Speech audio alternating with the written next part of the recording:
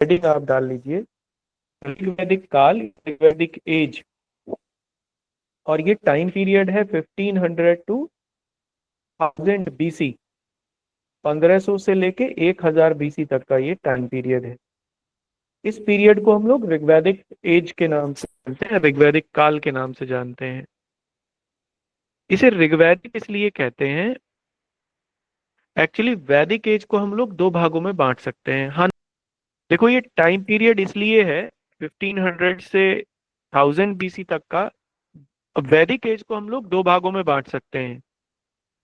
एक वो एज है जिसमें आर्यंस इंडिया में आए और उन्होंने अपने आप को यहाँ एस्टैब्लिश किया। जस्ट अभी वो आगे नहीं बढ़े थे, अभी भी वो एक खाना बदोश टाइप का उनका जीवन था और पशुचारण समाज था।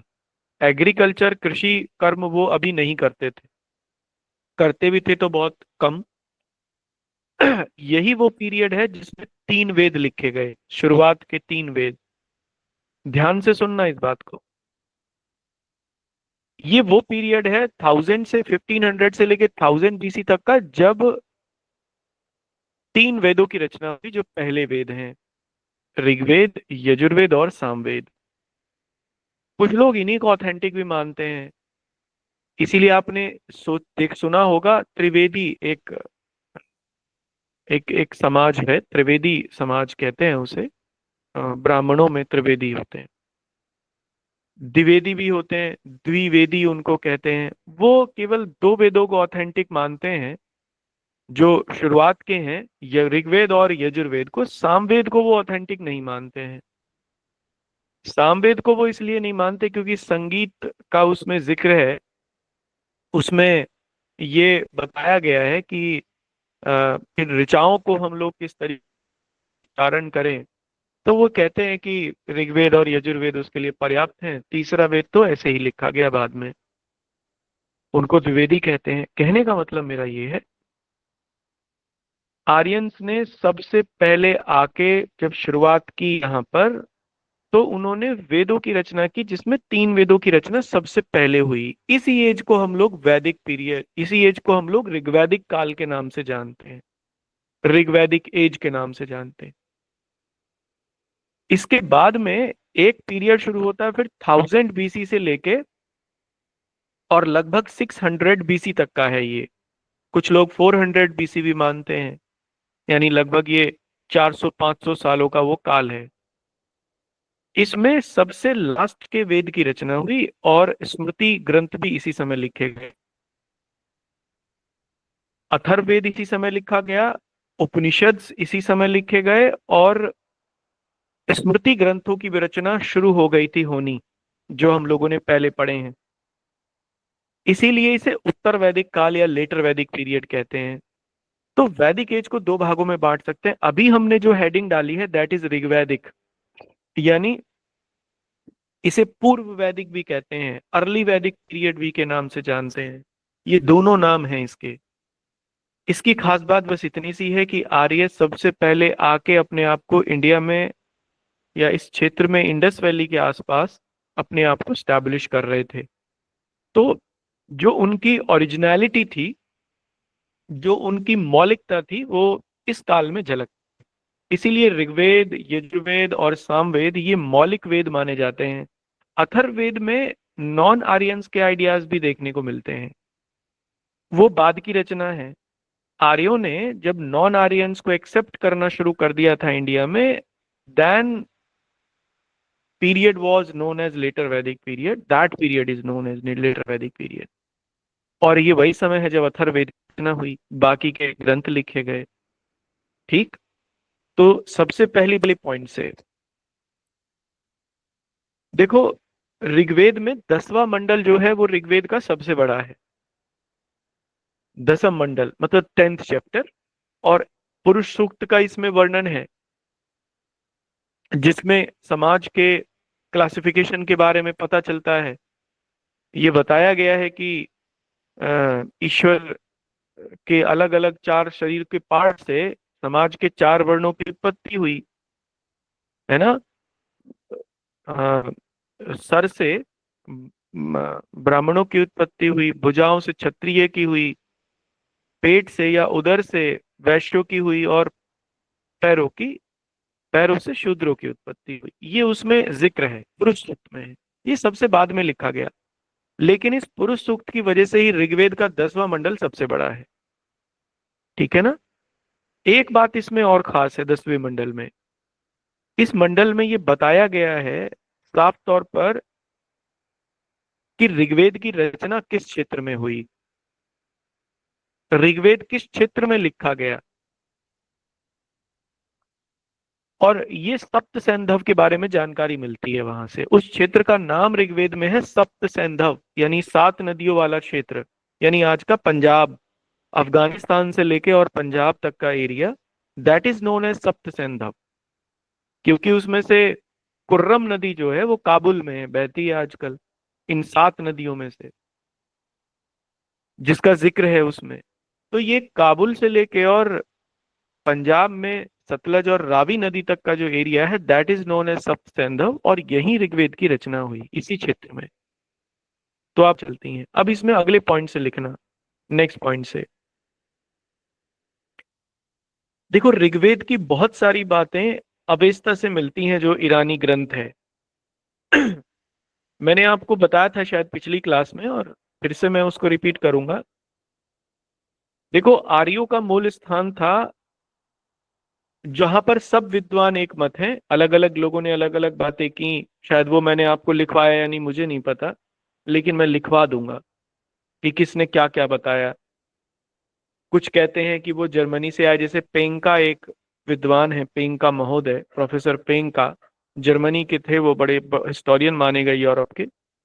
उन्होंने कहा कि आर्यंस का मूल स्थान जर्मनी था, और जर्मनी हंगरी एरिया वाला जो है, जर्मनी और हंगरी का जो एरिया है आज का, जहाँ हंगरी है, वहां पर वो मानते हैं। और उसके पीछे वो तर्क ये देते हैं कि ये सबसे बड़े घास के मैदानों में से एक है, टेम्परेट ग्रासलैंड है, घोड़े यहाँ पर बड़े शानदार होते हैं, गाय भी यहाँ बड़ी अच्छी होती हैं। और उनके लिए गाय और घोड़े दो प्रमुख बातें थी आर्यंस के लिए। और इवन वो साइंटिफिक एविडेंस भी देते हैं, वो कहते हैं जो कदकाठी यहाँ के लोगों की मिलती है, नैन नक्श, वो सब आर्यों से मैच करते हैं।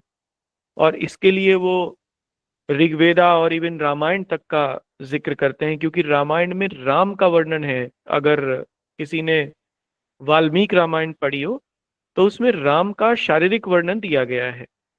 उग्र ग्रीवा, गूढ़ जत्रु रनिंदम, ये दो तो चीजें मुझे याद भी हैं। और एक और उसमें चीज है शायद, उनकी आंखों के बारे में जिक्र है। तो उग्र ग्रीवा माने लंबी गर्दन, तो आर्यंस की ये पहचान है कि उनकी गर्दन लंबी होती है।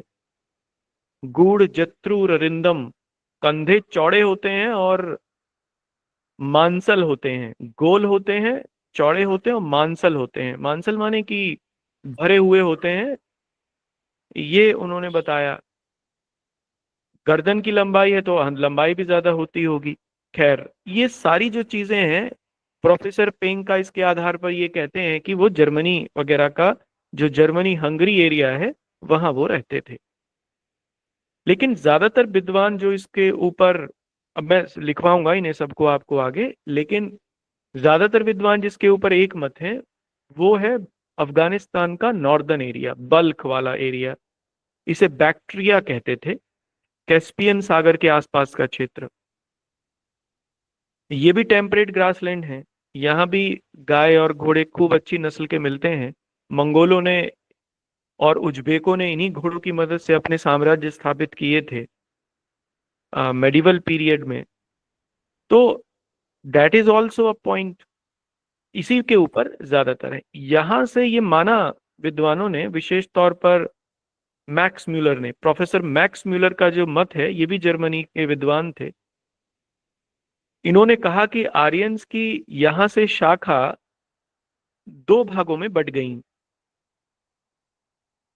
एक शाखा चली गई पश्चिम की ओर, और वो गई जर्मनी तक, और यूरोप में जाके आर्यन कल्चर का प्रसार हुआ, या यूरोप में आर्यंस की एंट्री हुई। एक शाखा जो थी वो उत्तर की ओर गई। ये उत्तरी जो शाखा है ये देखने को मिलती है रशिया वगैरह में। सेकंड पॉइंट इज दिस, एक जो तीसरी शाखा थी वो दक्षिण की ओर उसने मूव किया, और दक्षिण की ओर मूव करके अफगानिस्तान से वो दो भागों में बट गई, काबुल वगैरह के आसपास से। क्योंकि ईरानी ग्रंथ अवेस्ता में भी काबुल का जिक्र मिलता है, कुबा नदी का जिक्र मिलता है, क्रुमू का जिक्र मिलता है, ये अफगानिस्तान की दोनों नदियां हैं। और ऋग्वेद में भी इनका जिक्र मिलता है। तो इसका मतलब ये हुआ कि काबुल से दो शाखाएं फिर बट गई आर्यों की, एक इंडिया की तरफ आ गई और एक ईरान की तरफ चली गई। इसलिए अवेस्ता जो ग्रंथ है ईरान का सबसे पुराना, उसमें और ऋग्वेद में काफी समानताएं हैं, बहुत सिमिलैरिटीज हैं। तो आप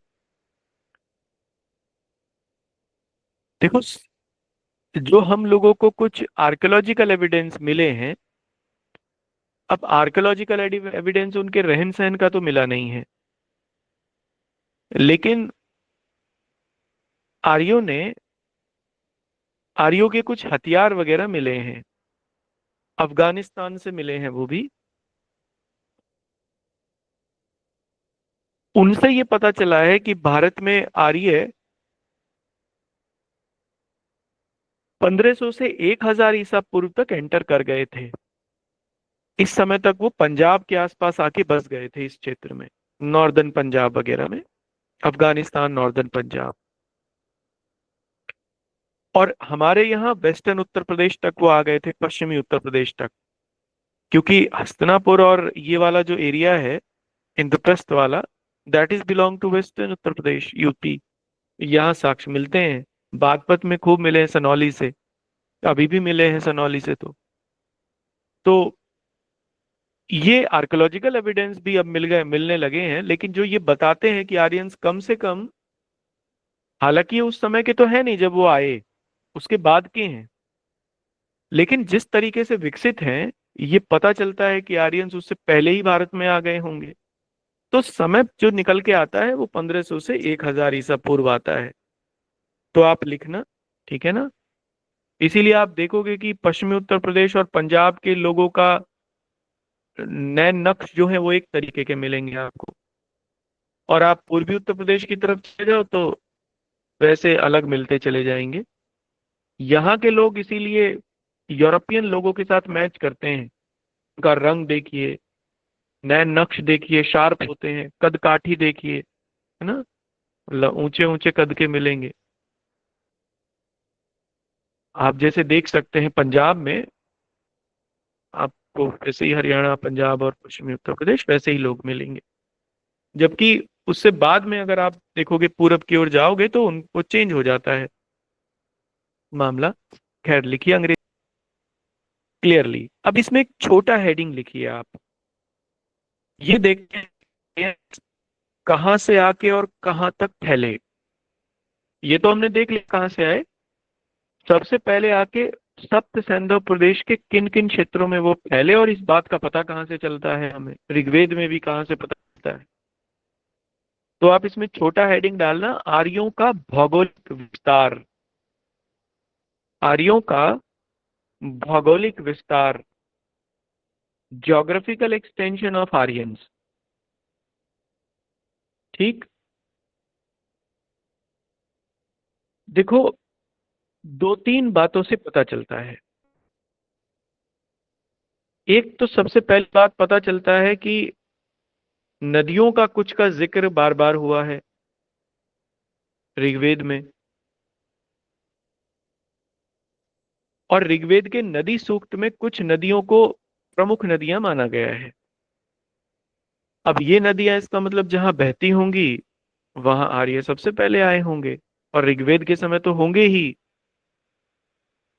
जिन नदियों का जिक्र नहीं हुआ है भारत में, वो बहती हैं अभी भी मान लो, तो इसका मतलब आर्य उनको नहीं जानते थे, इसका मतलब वहां तक वो पहले ही नहीं थे।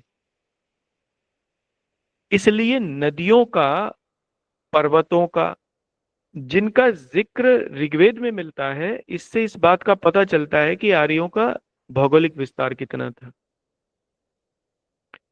क्योंकि अवशेषों से जानकारी नहीं मिलती ज्यादा, और रीजन उसका यही है कि उन्होंने कोई परमानेंट सेटलमेंट किया नहीं था, टेम्परेरी था।